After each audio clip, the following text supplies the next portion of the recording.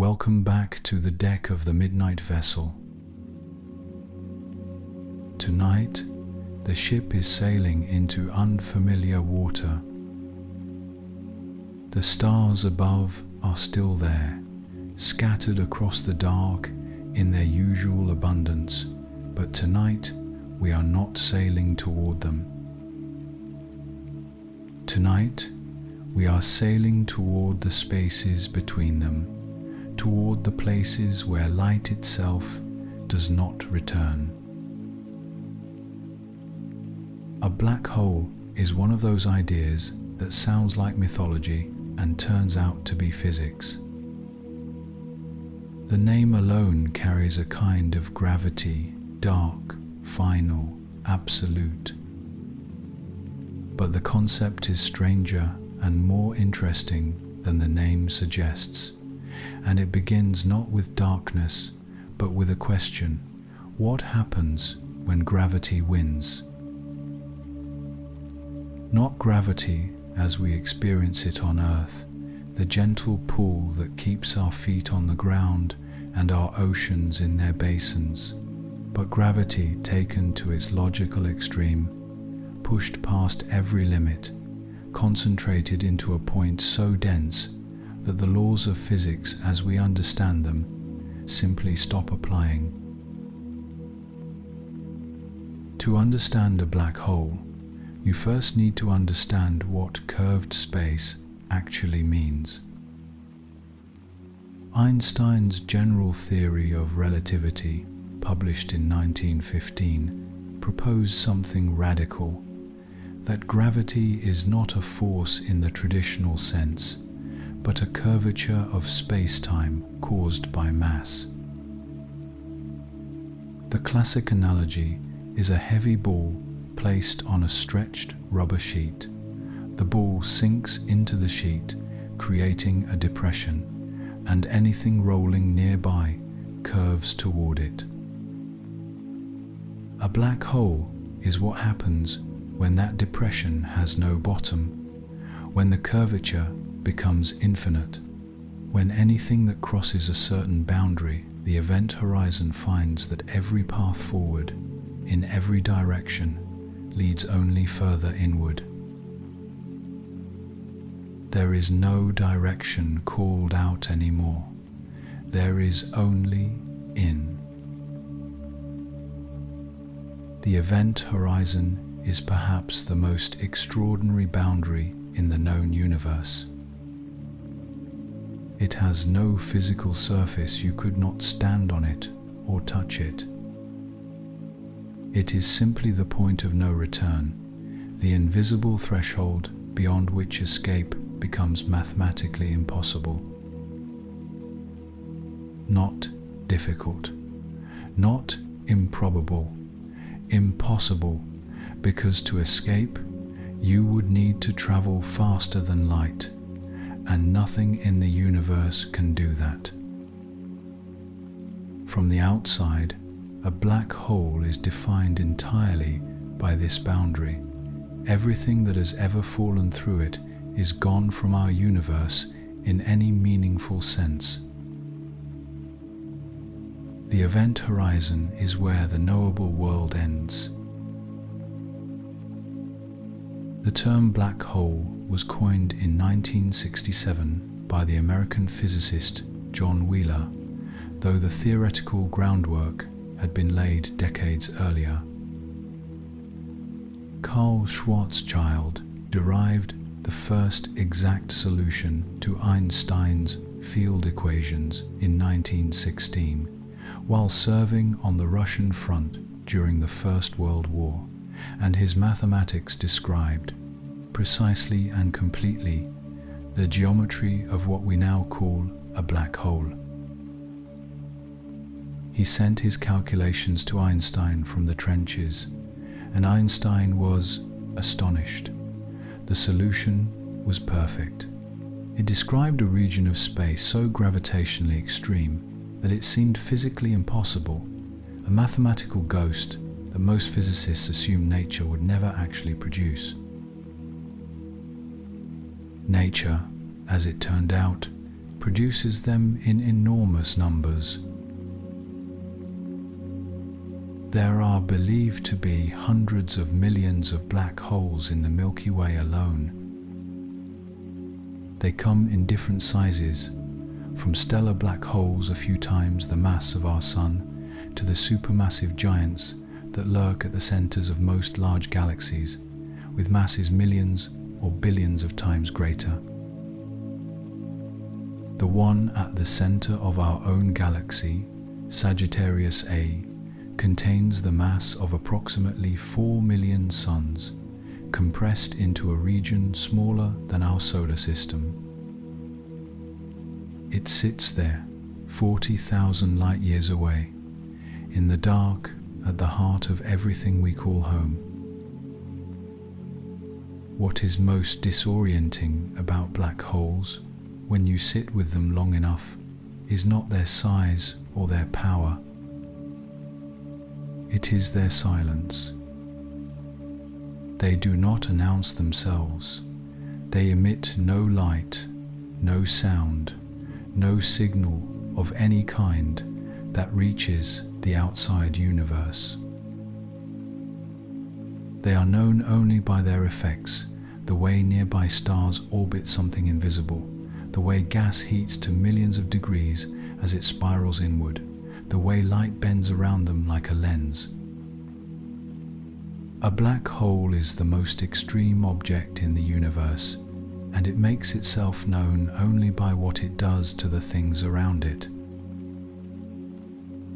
In that sense, it is less a thing than an absence, a hole in the fabric of what is, defined entirely by its edges. The ship moves on through the dark. The stars hold their positions above. And somewhere out there, invisible and patient, the hungry dark waits. In the next passage, we turn to the question of where black holes come from and find that their origin is one of the most violent and beautiful stories the universe knows how to tell. Every black hole begins as a star. Not a small, modest star like our Sun, but something far larger, far brighter, far more violent. To understand where black holes come from, you have to understand what a star actually is. A constant war between two forces, balanced on a knife's edge for millions or billions of years, until one of them finally wins. A star is held together by gravity and torn apart by nuclear fusion simultaneously for its entire life. At its core, hydrogen atoms are crushed together under unimaginable pressure and temperature until they fuse into helium, releasing energy in the process, the energy that becomes light, heat, and the outward pressure that keeps the star from collapsing under its own weight. This balance, called hydrostatic equilibrium, is the quiet engine of every star in the sky. Our Sun has maintained it for approximately 4.5 billion years and will continue to do so for another 5 billion more. But for stars much more massive than our Sun, the balance is less stable, the fuel burns faster, and the end comes sooner and far more dramatically. A star with more than about 20 times the mass of our Sun will exhaust its hydrogen fuel in only a few million years, a blink in cosmic time. As the hydrogen runs out, the core begins to fuse heavier elements, helium into carbon, carbon into oxygen, oxygen into neon, all the way up the periodic table in a series of increasingly rapid fusion stages. Each stage releases less energy, and lasts a shorter time. The final stage, the fusion of silicon into iron, lasts only a few days, and then it stops. Because iron cannot be fused to release energy, iron absorbs energy instead of releasing it. When the core fills with iron, the nuclear engine shuts off, the outward pressure vanishes, and in less than a second, the entire core, a mass greater than our Sun, collapses. What happens next is one of the most energetic events in the observable universe. The collapsing core rebounds, sending a shockwave outward through the star at a significant fraction of the speed of light. The outer layers of the star are blasted away in a supernova explosion so bright that it can outshine an entire galaxy of hundreds of billions of stars for weeks. In the few seconds of a supernova, more energy is released than our Sun will emit across its entire 10 billion year lifetime. The elements forged in that dying star, carbon, oxygen, iron, gold, uranium, are scattered across space, eventually to become the raw material of new stars, new planets, and new life. Every atom of iron in your blood was forged in the heart of a dying star. What remains at the center after the supernova depends on the mass of the original star. For stars in a certain mass range, the collapsed core becomes a neutron star, an object so dense that a teaspoon of its material would weigh approximately 1 billion tons on Earth. But for the most massive stars, not even the repulsive force between neutrons is enough to halt the collapse. The core continues to compress, past the neutron star stage, past any known form of matter, into a singularity, a point of infinite density, where our current equations of physics break down entirely and simply stop producing meaningful answers. Around that singularity, the event horizon forms. The black hole is born. There is something quietly poetic about this process. The most luminous event in the universe gives birth to the darkest object in the universe. A star that spent millions of years broadcasting its light across the galaxy ends by creating a place from which no light can ever escape. The death and the darkness are made of the same thing, the same mass, the same gravity, the same fundamental physics, taken to two opposite extremes in the space of a single second. The stars above the midnight vessel tonight are all, in their own time, living out this same story. The bright ones, the massive ones, are burning through their fuel faster than we can imagine, and somewhere in the galaxy, right now, stars are ending in exactly this way, their cores collapsing, their outer layers blasting outward, new black holes opening silently in the dark. The universe is always making more of them, always adding to the hungry dark. The deck is quiet. The light from those distant stars takes thousands of years to reach us. Some of them may already be gone. In the next passage, we cross the threshold that the dying star creates and ask the question that has no comfortable answer: what happens to anything that falls in? The midnight vessel is moving through the darkest stretch of water yet. There are no stars reflected on the surface here, only black, still, depthless water in every direction. This is the part of the voyage where the physics stops being comfortable, where the universe reveals that it operates by rules far stranger than anything our everyday intuition is equipped to handle. Imagine, for a moment, that you are falling toward a black hole, not plummeting in panic, but drifting feet first, slowly, from a very great distance.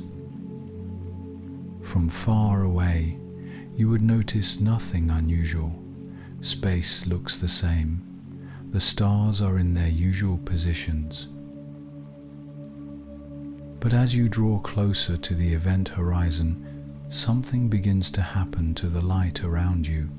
The black hole's gravity bends the paths of incoming photons, warping your view of the surrounding universe into a shrinking circle of distorted starlight above your head, a phenomenon called gravitational lensing. The universe begins to look wrong, compressed, folded, and still you fall. To an observer watching you from a safe distance, something stranger still occurs. Because gravity warps time itself, your descent appears to slow as you approach the event horizon. The light reaching the distant observer from your falling body is increasingly redshifted, stretched to longer and longer wavelengths, dimming and reddening as it climbs out of the gravitational well. From the outside, you appear to slow, redden, and freeze, asymptotically approaching the event horizon, but never quite reaching it, fading like a ghost until you vanish entirely. To the outside universe, you are suspended there forever, at the very edge of the dark. But from your own perspective, you cross the event horizon without any dramatic fanfare whatsoever. This is one of the most disorienting facts in all of physics. The event horizon is not a wall. It has no surface, no barrier, no sign. If the black hole is large enough, you would cross it without feeling anything unusual. No jolt, no flash, no alarm. You would simply be on the other side of the most absolute boundary in the universe, and you would not know it until you tried to leave and discovered that every direction available to you led only further inward. The horizon is defined entirely by the future, by where you can go from here, not by where you are. What happens next, inside the event horizon, is where the physics becomes genuinely strange. For a stellar black hole, the tidal forces near the singularity would be extreme enough to stretch you lengthwise and compress you laterally in a process physicists call spaghettification. The gravity at your feet, closer to the singularity, would be measurably stronger than the gravity at your head, stretching you, atom by atom, into a long, thin stream of matter, spiraling toward the center. For a supermassive black hole, however, the tidal forces at the event horizon are actually quite gentle. The horizon is so large that the gradient of gravity across your body is negligible. You could cross it intact, meeting your end only much closer to the singularity. And at the singularity itself, our mathematics breaks down. General relativity predicts infinite density, infinite curvature, infinite tidal force, and infinities in physics are almost always a sign that our current theory is incomplete, rather than a description of what actually exists. Most physicists believe that a complete theory of quantum gravity, one that does not yet exist, would resolve the singularity into something finite and describable. What actually happens at the center of a black hole is, at this moment, genuinely unknown. It is one of the last places in the universe where science reaches the edge of its current light and peers into the dark beyond. There is something strangely settling about that, if you let it be. The universe still has secrets so deep that our best mathematics dissolves before reaching them. The darkness at the center of a black hole is not a failure of understanding, it is an invitation, a place where the next great idea in physics must eventually go when someone finds the courage to look directly into it. Time behaves differently inside the event horizon too. Inside a black hole, the dimension we experience as time becomes spatial in nature. Just as outside the horizon you cannot avoid moving forward in time, inside the horizon you cannot avoid moving toward the singularity. It is not that you are pulled there, it is that toward the singularity is the only direction time runs. The future, inside a black hole, has a location, and that location is the center. It is perhaps the strangest sentence physics has ever produced, and it follows directly from equations confirmed in every other context we have ever applied them to. The ship holds steady in the dark. The water is perfectly still. And in the next passage, we pull back from the edge and discover that the largest black holes in the universe are not destroyers, but architects, shaping the very galaxies that surround them. Pull back now, far back, until the black hole is no longer a threshold you are falling toward, but a distant point of darkness at the center of an enormous, slowly rotating disk of stars. From this distance, the violence is invisible. What you see instead is structure, the elegant spiral arms of a galaxy, hundreds of billions of stars arranged in a pattern of breathtaking order, all of it turning slowly around a center that gives nothing back. At the heart of nearly every large galaxy in the observable universe sits a supermassive black hole. Not the stellar black holes born from dying stars. Those are enormous by human standards, but modest by cosmic ones. Supermassive black holes occupy a different category entirely. The one at the center of our own Milky Way, Sagittarius A, contains the mass of 4 million suns. The black hole at the center of the galaxy M87, the first ever photographed, contains 6.5 billion solar masses. And these are not the largest known, Ton 618. A quasar in the constellation Canes Venatici harbors a black hole estimated at 66 billion times the mass of our Sunday. Its event horizon is so large that the entire solar system, from the Sun to the outermost reaches of the Oort cloud, would fit inside it with room to spare. How supermassive black holes form is one of the outstanding unsolved problems in astrophysics. Stellar black holes grow by accreting surrounding matter and by merging with other black holes over time, but the growth rate seems far too slow to explain the supermassive giants we observe at the centers of galaxies that existed less than 1 billion years after the Big Bang. Something in the early universe must have seeded these objects quickly, perhaps the direct collapse of enormous primordial gas clouds, or the rapid merging of thousands of stellar black holes in the dense environments of the early cosmos.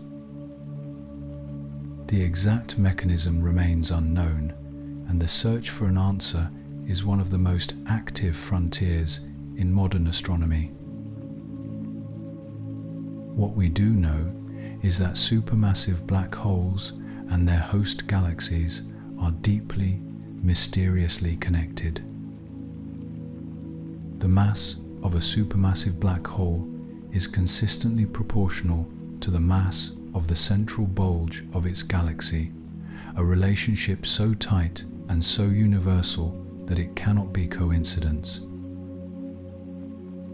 The black hole and the galaxy grew together, each shaping the other across billions of years in a relationship that physicists call co-evolution.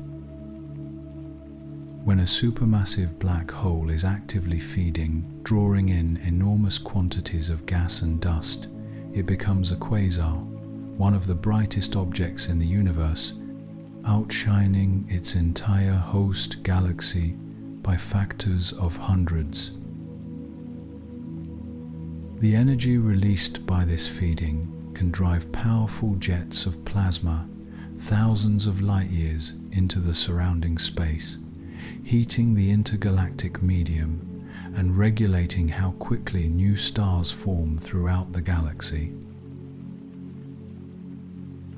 In this sense, the black hole is not simply a destructive force at the galaxy's center. It is a regulator, a thermostat of cosmic proportions, controlling the rate at which its galaxy grows, moderating the formation of stars, shaping the large-scale structure of the universe in ways we are only beginning to map. Without supermassive black holes, galaxies would look very different. The distribution of stars, the timing of star formation, the chemical evolution of entire stellar populations, all of it bears the fingerprint of these dark architects at the center of things. Sagittarius A Times sits 40,000 light years from where the midnight vessel floats tonight. It is currently in a quiet phase, not actively feeding, not producing jets, not announcing itself in any dramatic way. It makes itself known only by the behavior of the stars orbiting closest to it, which have been tracked by astronomers for decades, tracing elliptical paths around an invisible center with the precision of a clock. One of those stars, S2, completes a full orbit in just 16 years, moving at nearly 3% of the speed of light at its closest approach. It has been watched, measured, and modeled with enough precision to confirm the existence of the black hole beyond any reasonable doubt, and to measure its mass to within a fraction of a percent. The evidence is written in the motion of stars that cannot help but reveal what they are circling. The galaxy turns above the midnight vessel. At its center, 4 million solar masses sit in absolute silence, neither growing nor feeding tonight, simply present the dark anchor around which everything we call home slowly rotates. It has been there since the galaxy was young, and it will be there long after the last of the stars it governs have gone cold. The water is still beneath the hull. The galaxy turns above. And in the next passage, we arrive at the moment humanity first saw one of these giants with its own eyes and found that the image was more beautiful and more strange than anyone had quite expected. On the 10th of April 2019, a photograph was released to the world that stopped people in their tracks. It appeared on the front pages of newspapers in every country, on the screens of hundreds of millions of phones, in the feeds of people who had never thought about black holes before and found themselves staring at it anyway. It was blurry by the standards of modern photography, a smudged ring of orange and gold light surrounding a dark central shadow. And yet, it was one of the most significant images ever produced by human science. For the first time in history, we had seen one, not inferred it, not modeled it, not described it mathematically, seen it. The black hole in that image is M87 times the supermassive black hole at the center of the galaxy Messier 87, 55 million light-years from Earth. Its mass is 6.5 billion times that of our Sunday. The shadow at the center of the image, the region from which no light escapes, is larger than our entire solar system. The orange ring surrounding it is the accretion disk, gas and dust, heated to billions of degrees as it spirals inward, glowing so brightly that it outshines the combined light of every star in its host galaxy. That ring of light has been traveling for 55 million years to reach the telescope that caught it. It began its journey before our earliest primate ancestors existed. And it arrived on schedule to be recorded on a hard drive on Earth. The instrument that captured it was not a single telescope, but an entire planet. The Event Horizon Telescope is a network of 8 radio observatories spread across 4 continents, from Hawaii to the South Pole, from Spain to Chile, linked together through a technique called very long baseline interferometry to function as a single dish, the diameter of the Earth. The resolution this achieves is equivalent to being able to read a newspaper in New York from a cafe in Paris. The data collected during the observation runs filled 1/2 ton of hard drives, which had to be physically flown to processing centers because the internet is not fast enough to transfer them.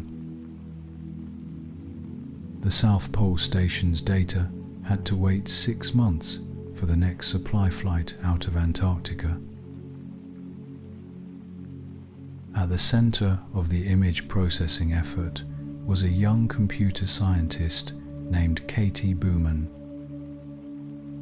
As a graduate student at MIT, Booman had led the development of one of the key algorithms used to reconstruct the image from the raw interferometric data, a problem comparable to trying to reconstruct the face of a coin from the sound of it rolling across a table.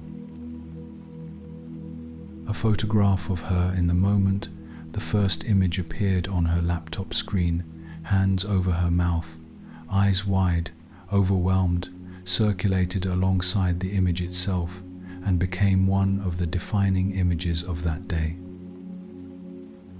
She was 39 years old. She had spent years working on a problem whose solution she was not certain she would live to see. And then she saw it on a laptop screen in a windowless room, and it looked exactly like the simulations had predicted.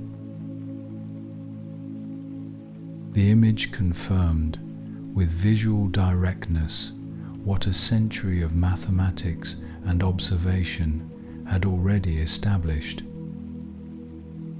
Einstein's general theory of relativity, applied to the most extreme environment in the known universe, produced predictions that matched the photograph to within the margin of error of the measurement.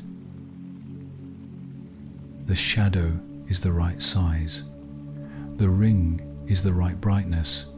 The asymmetry the bottom of the ring is brighter than the top is exactly what the equations predict for a black hole rotating in a specific direction, with the near side of the accretion disk moving toward us and its light Doppler shifted to higher intensity. The universe, at its most extreme, follows the rules. The rules, written by a patent clerk in Bern in 1905, still hold. There is something quietly extraordinary about that chain of events. A human being sitting at a desk, reasoning from first principles about the nature of space and time, produced equations that describe the behavior of an object 55 million light years away, an object that would not be photographed for another 100 years.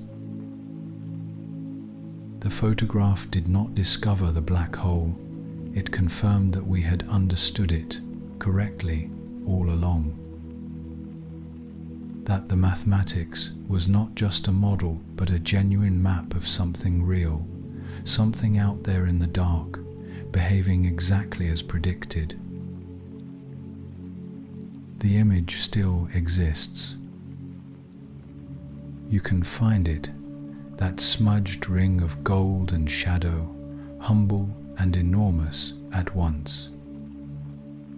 55 million years of travel, half a ton of hard drives, a planet-sized telescope, and one young scientist's algorithm, all converging on a single moment of seeing. It is, in its way, one of the most human things we have ever done. The dark at the center of that image is still there tonight, still consuming, still silent. And in the next passage, we turn to what physics tells us about the fate of black holes themselves, and find that even the hungry dark, in the end, does not last forever. There is a peculiar irony at the heart of black hole physics. The objects that seem most final, most absolute, most irreversible in the universe, the objects defined entirely by the impossibility of escape, turn out, on closer inspection, not to be permanent at all. They evaporate, slowly, imperceptibly, across timescales that dwarf the current age of the universe, but evaporate nonetheless. The hungry dark, it turns out, is also hungry for itself. The person who discovered this was Stephen Hawking in 1974. Hawking was attempting to apply the principles of quantum mechanics, the physics of the very small, to the environment around a black hole's event horizon. Quantum mechanics tells us that empty space is not truly empty. At the smallest scales, pairs of particles and antiparticles are constantly flickering in and out of existence, born from the energy of the vacuum, annihilating each other almost instantly and vanishing again. This is not a theoretical abstraction. It has been measured, the effect is real, and it is called quantum fluctuation. Hawking realized that at the event horizon, something unusual happens to these pairs. When a particle pair forms right at the boundary of the event horizon, one of the pair can fall inward while the other escapes outward. The escaping particle carries real energy away from the black hole energy that must come from somewhere. It comes from the black hole itself. With each such event, the black hole loses a tiny, almost immeasurably small amount of mass. This outward radiation, now called Hawking radiation, means that black holes are not eternal. They are slowly losing energy to the universe around them, radiating it away in a whisper so quiet it has never been directly detected, but whose existence follows from the mathematics with a rigor that most physicists find completely convincing. The rate of this evaporation is inversely related to mass. The more massive the black hole, the colder its Hawking radiation, and the slower it evaporates. A stellar black hole would take longer than the current age of the universe to lose any appreciable fraction of its mass to Hawking radiation. A supermassive black hole would take incomprehensibly longer numbers, so large they require their own notation. But in the very far future of the universe, when the last stars have burned out and the cosmos has grown cold and dark, even the largest black holes will eventually radiate away their final joule of energy, shrink to nothing, and disappear in a last faint pulse of radiation. Even the hungry dark, given enough time, goes quiet. This leads to what physicists call the black hole information paradox, one of the deepest unsolved problems in theoretical physics. Quantum mechanics insists, as a foundational principle, that information is never truly destroyed. The state of a physical system at any point in time contains, in principle, enough information to reconstruct any earlier state. But if a black hole evaporates completely via Hawking radiation, what happens to the information about everything that ever fell in? The radiation itself appears to be entirely random thermal noise, carrying no memory of the matter that created the black hole. If the information is gone, quantum mechanics is violated. If it is somehow preserved in the radiation, we have no understanding of how. Stephen Hawking spent decades on this problem, changed his position on it more than once, and never fully resolved it. In 2004, Hawking conceded a bet he had made with fellow physicists Kip Thorne and John Preskill, a bet about whether information was destroyed in black holes. He admitted, at a conference in Dublin, that he now believed information was preserved, though the mechanism remained unclear. He presented Preskill with a baseball encyclopedia, saying the information could be retrieved from a black hole, but only in a mangled form, like burning an encyclopedia and trying to reconstruct it from the smoke. It was, characteristically, both a concession and a joke. The problem remains open. The smoke has not yet yielded its secret. What is remarkable about all of this is how productive the paradox has been. The attempt to reconcile black hole physics with quantum mechanics has generated some of the most creative theoretical work in modern science. Holographic principles, the idea that the information content of a volume of space is encoded on its surface. String theory approaches to the black hole interior, and most recently, the ER equals EPR conjecture, which proposes a deep connection between quantum entanglement and the geometry of space-time itself. The black hole, in refusing to give up its secrets, has forced physics to become more imaginative. The paradox is not a failure, it is an engine. The night is very deep now. The questions are very large.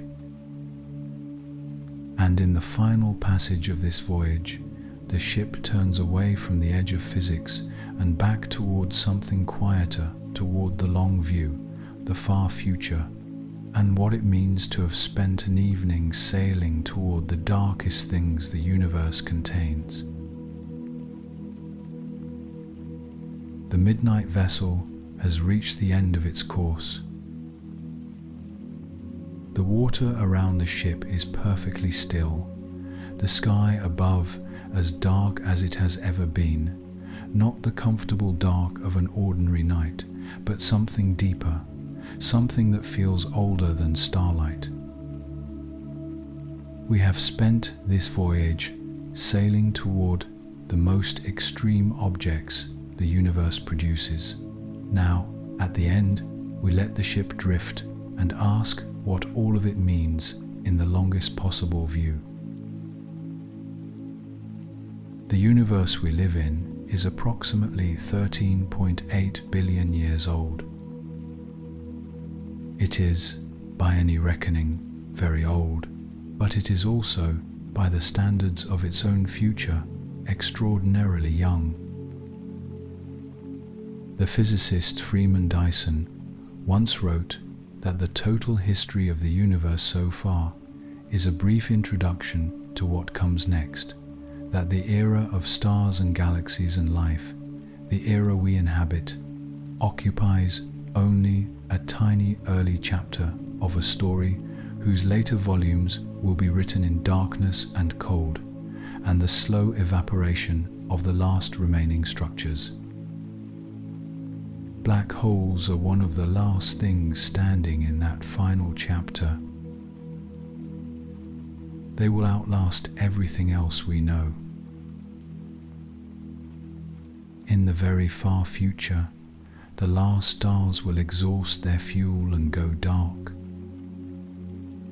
The galaxies will dissolve as their stars drift apart or fall into their central black holes. Protons themselves may decay, dissolving the atoms that make up every solid object that has ever existed, leaving the universe populated by nothing but black holes and drifting particles. And then, one by one, the black holes will evaporate, radiating away their final energy in a faint pulse of Hawking radiation, and then simply ceasing to be. The last and largest will go last. Even the hungry dark, given enough time, goes quiet. After that, current physics offers no prediction.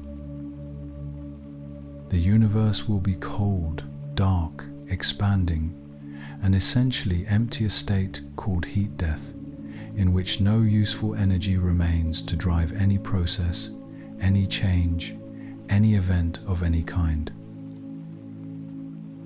It is the ultimate silence, not the silence of a sleeping ship on a calm sea, but the silence of a universe that has finished everything it had to say. Whether this is the true end, or whether something beyond our current understanding intervenes, is a question that honest cosmology cannot yet answer. The map ends at the edge of what we know. The ocean beyond it is uncharted. And yet here you are, on a small rocky planet orbiting an unremarkable star in the outer arm of a middling galaxy, lying in the dark, listening to the story of the most extreme objects in the universe. The black hole at the center of our galaxy has been there for billions of years and will outlast the sun, the earth, and every living thing that has ever existed on its surface. And in all that time, across all that scale, it has never once been aware that you exist. But you are aware of it. You have spent this evening thinking about it, following the mathematics that describes it, feeling something at the edge of comprehension when you try to hold its scale in your mind. That asymmetry, the fact that a conscious mind can encompass objects of incomprehensible size and power, can reason correctly about their behavior, can even photograph them across 55 million light years, is perhaps the most astonishing fact of all. Not that black holes exist, not that they are extreme, but that something as small and brief as a human mind can reach across the universe and find them, understand them, and feel something in response to what it finds. The universe did not have to be comprehensible. It did not have to follow rules that a pattern-seeking animal on one small planet could discover and verify. And yet it is, and yet we did. That is the thing worth carrying into sleep tonight.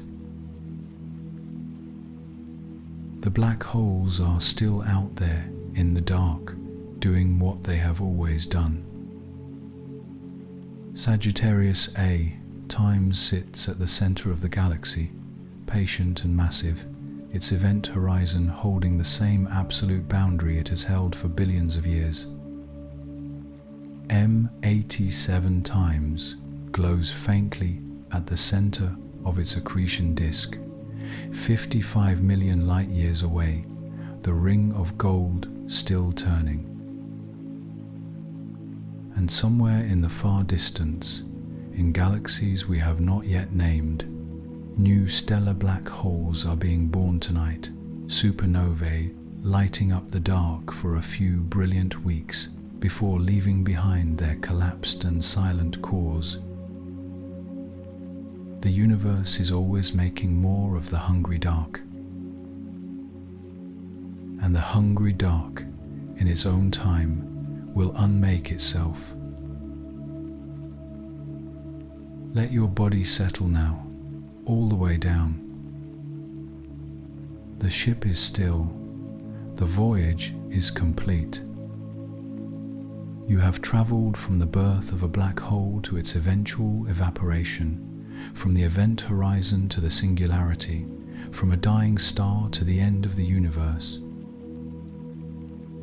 The questions that remain unanswered are not failures.